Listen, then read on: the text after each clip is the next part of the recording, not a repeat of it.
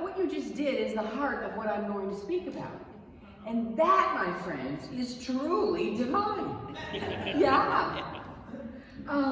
Because I'm using Butterworth, my old buddy again.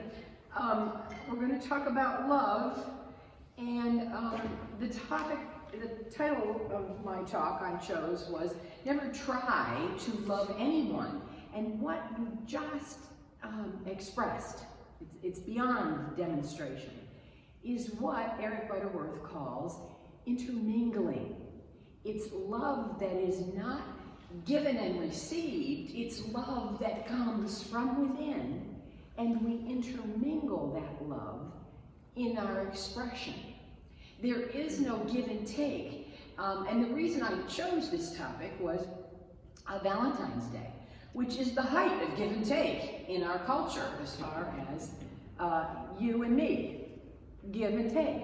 And what you just expressed, the two of you, and what I looked around in my limited peripheral vision and I felt and saw was this intermingling of love being, not love doing, but love being. And that's when we are expressive of our knowing, our divinity in the flow. You know, we toss around in the flow all the time.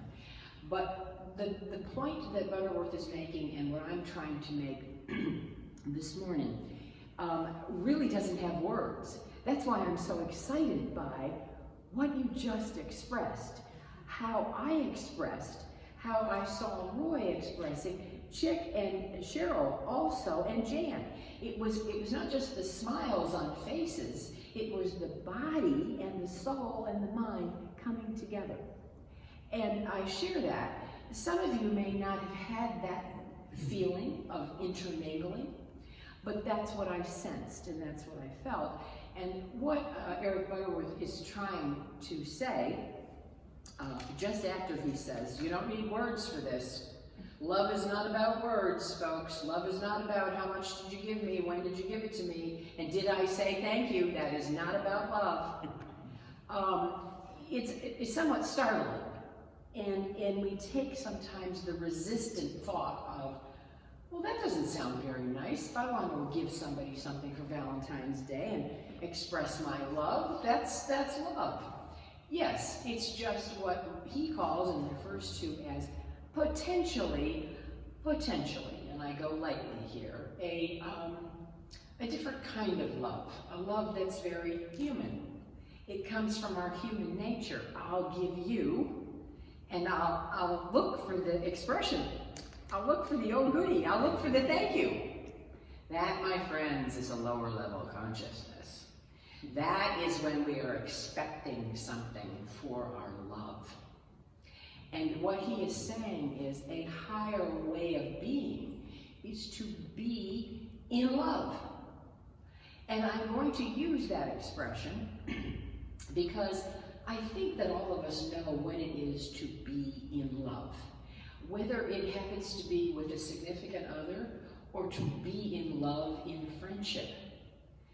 When we are in love and functioning from that cosmic loving flow, which is spirit, we are in love. We're not trying to get anything, and we're not trying to love anyone.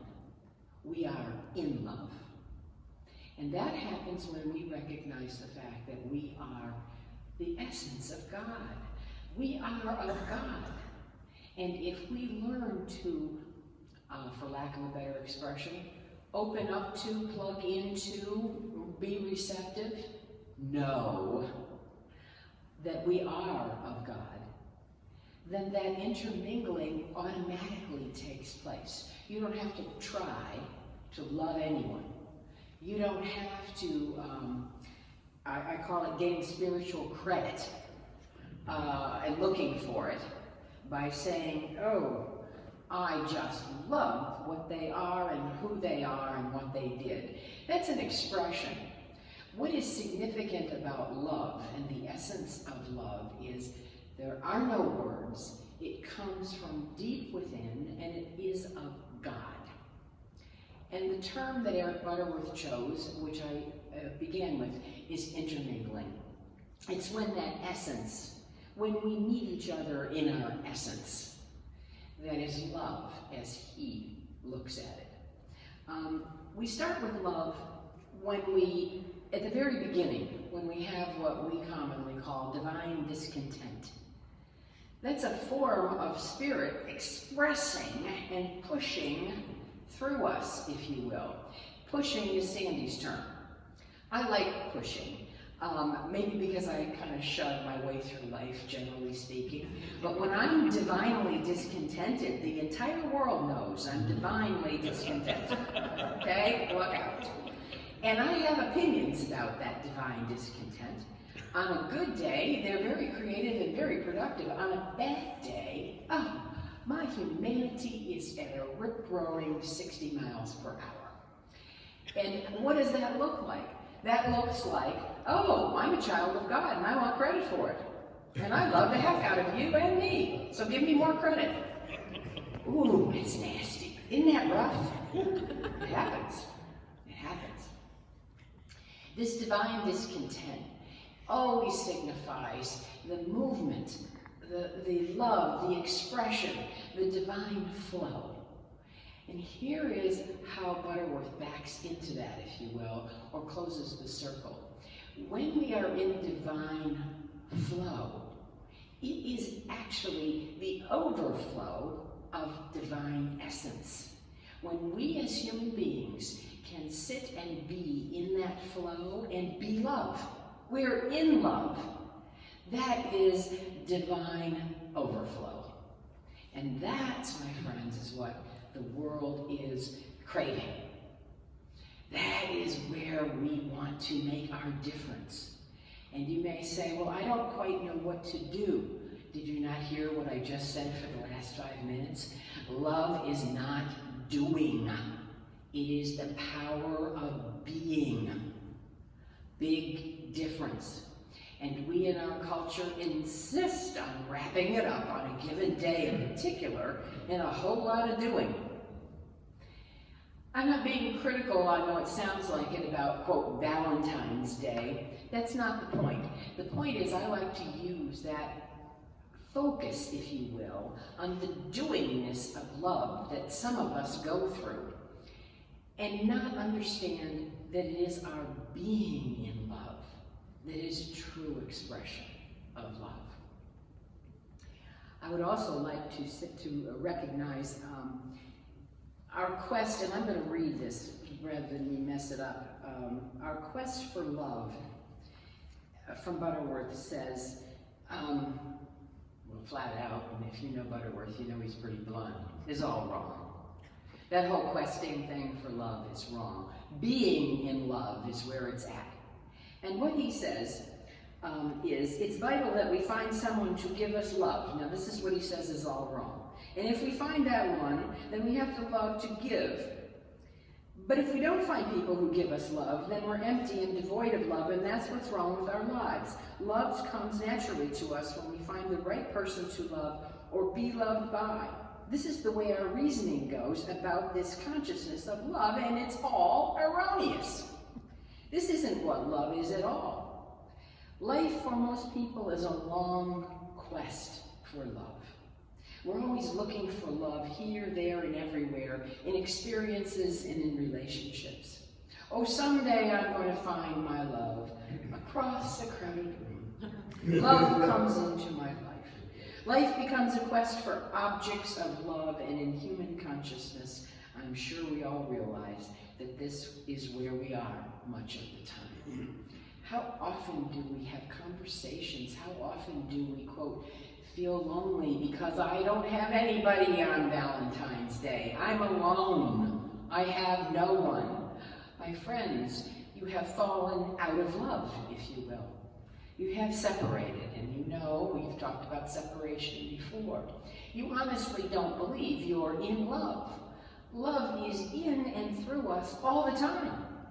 We don't have to go looking for it. We need to please, and I use the word need in quotes, concentrate on the fact that we are one with Christ.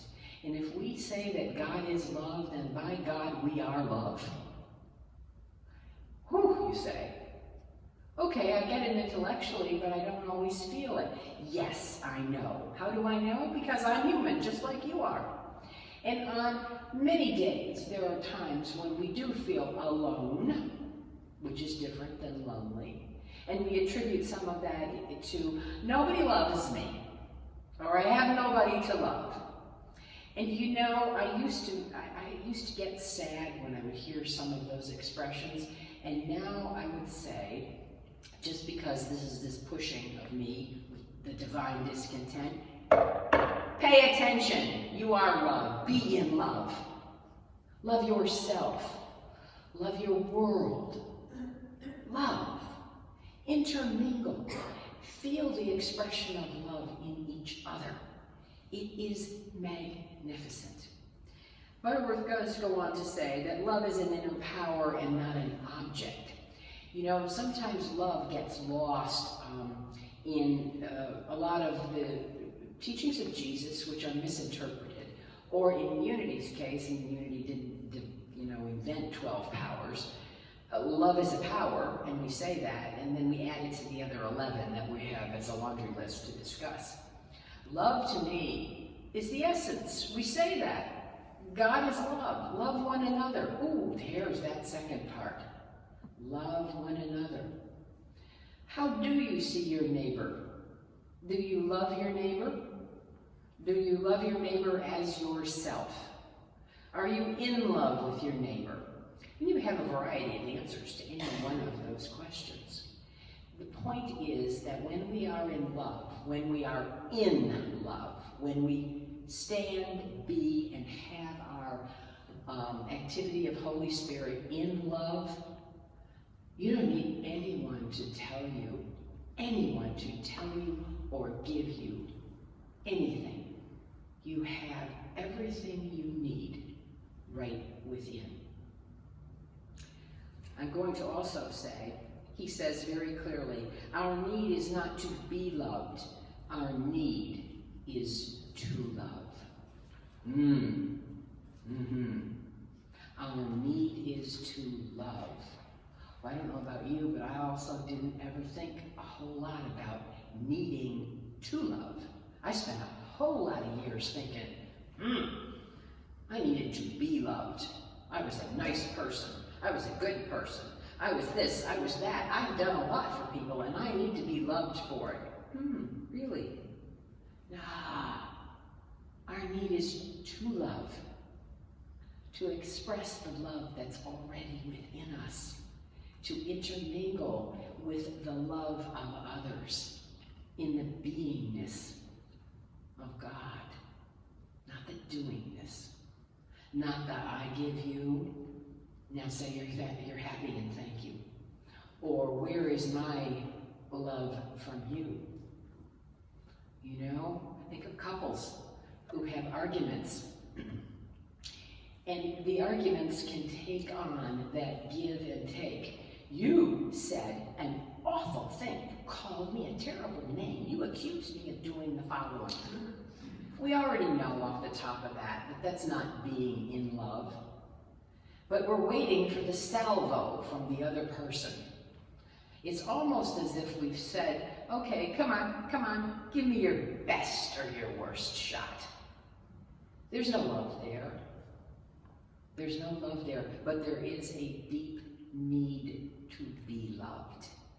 And we miss it because we're very busy counting shots. Who got in the last shot and who said the last? It's a give and take on a negative side of loving. You may want to reflect on these things. He does say very plainly, we've been misled to a large extent by psychological teachings that claim that the greatest need of man is to be loved, that somehow suggest love is a commodity rather than a cosmic process. And I bring this to your attention because I do believe we've gotten a little far down the road, some would say too far down the road, where we think of love as a commodity, as a buy and sell. And you can buy and sell on a human level. You can buy and sell on almost any level. Spiritually, when we say that it is a cosmic process, that opens the door for us to become aware and a functioning awareness in the cosmic process. And how is that? That's to be the love that we are. And how do we be the love that we are? You know when you are in love.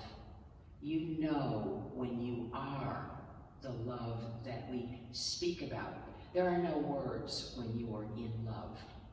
How many times have you said or seen someone and you said, "Oh, you look terrific, and your sweater is absolutely beautiful," and all of that's true?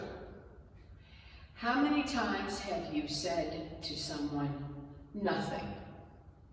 You just looked at them with a smile that would light up this city. And they know it, and you know it. And not a word was spoken. Not a word. But the intermingling of the cosmic process, if you want to call it that, is present, is very present, and both parties know it. They know what they know. Now, the reason I'm using that example is simply to just bring to your attention. I'm not trying to say it's not a good thing to compliment somebody. It's a fine thing. What it is a lower level of consciousness. In this group, right here, all of you, you know what I'm talking about by levels of consciousness. I don't need to go down that road. And I'm asking you to kick it up a notch. The next time you see someone, whether it's in this community, whether it's out on the street, you be in love. You don't have to say anything. Try it. Try it for a week. Try it for a day. You don't have to tell anybody this, that, and the other thing. I like you. I think you're great. Try not doing that. Try not trying. Wow, Rev Sandy, how do we try not trying? That sounds a little bit airy-fairy, mystical, on the outer edge. Really? That's another level of consciousness, my friends, and I happen to think it's an upper level of consciousness, and here's how. For those of you that like the hows.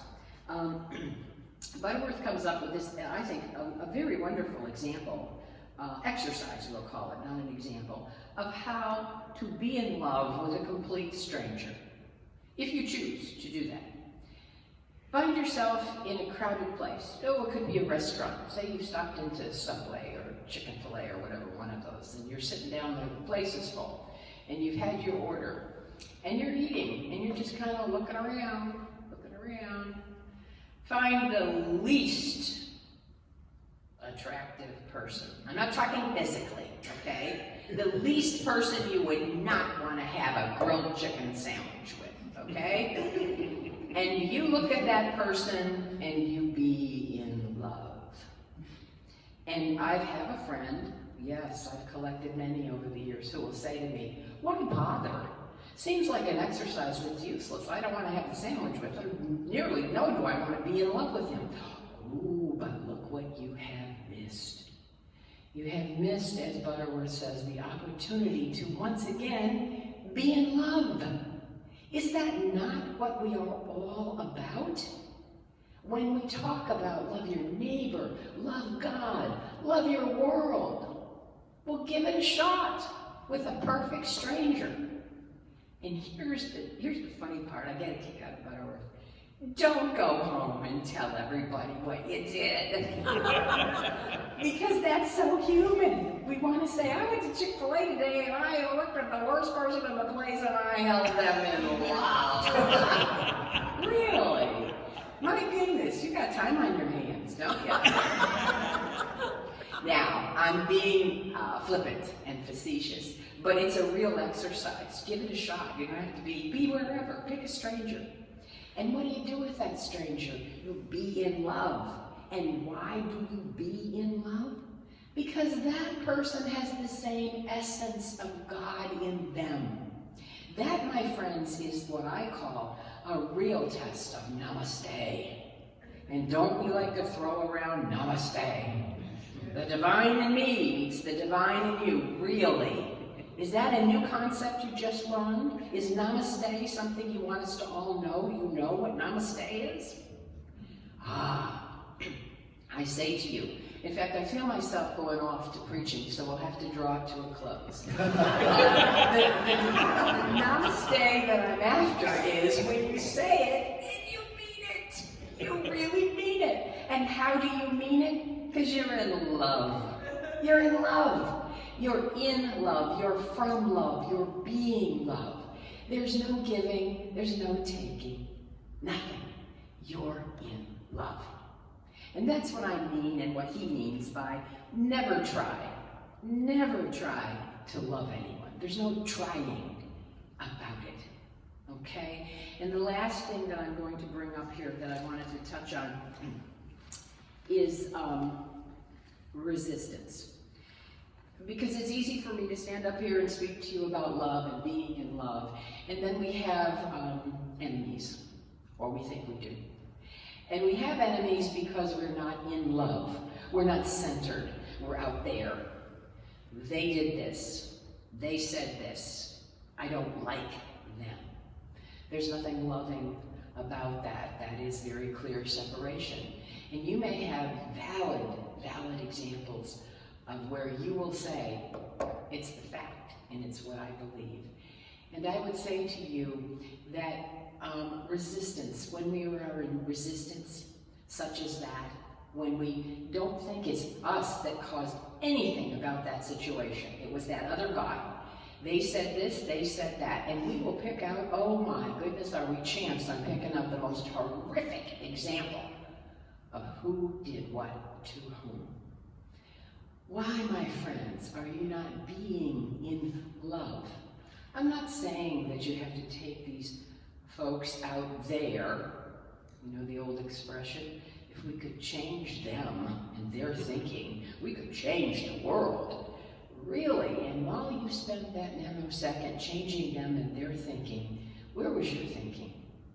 Separating, not in love at all. And we wonder why our world has gone awry. Take a look at how you are spending your in love. You have endless possibilities in that love. And when we find ourselves in resistance, in chaos, in not really sure what the next move is, we have moved out of being in love. And in love, from our center, in that cosmic flow, is where our essence is, but also our gift to the world. Will you not share that gift? Will you not be in love with the gift of God in you and share that with the world? Amen.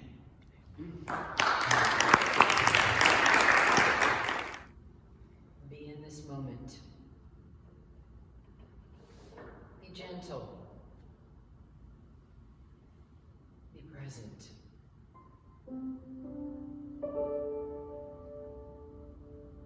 Allow any extraneous thoughts to just simply be gone. No concentration, no focus. Just be.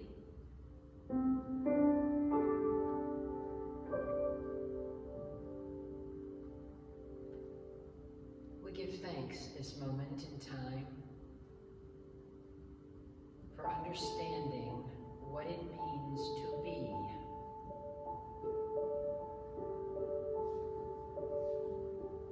To allow. There is a joy at the center of our being. And that joy comes up higher and expresses even more when we allow, when we understand the Christ of our being. There is a peace that manifests in that joy that is beyond all understanding. There is great comfort in knowing we are one with Spirit. We are whole. We are perfect. perfect. We are an expression of love.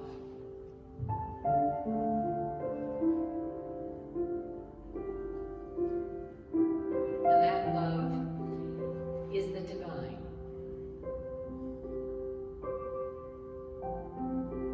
And our expression of that love is divine overflow. It bubbles up. It flows in and then out. It ripples.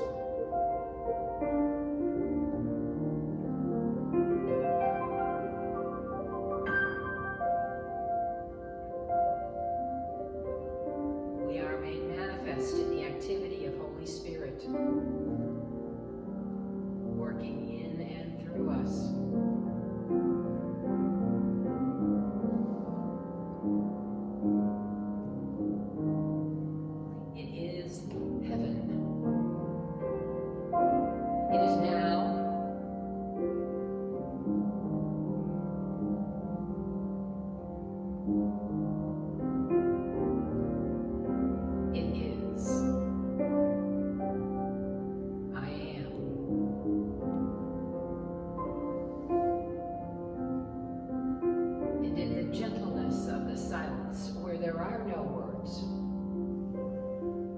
We know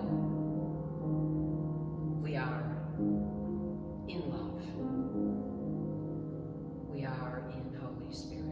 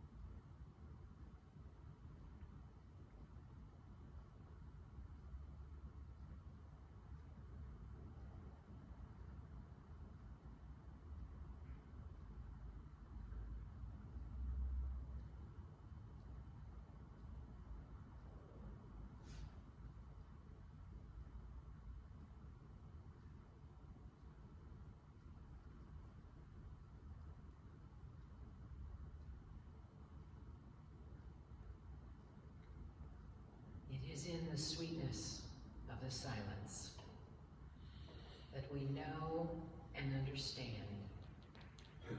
the truth that makes us free. And so it is. We say hallelujah. Amen.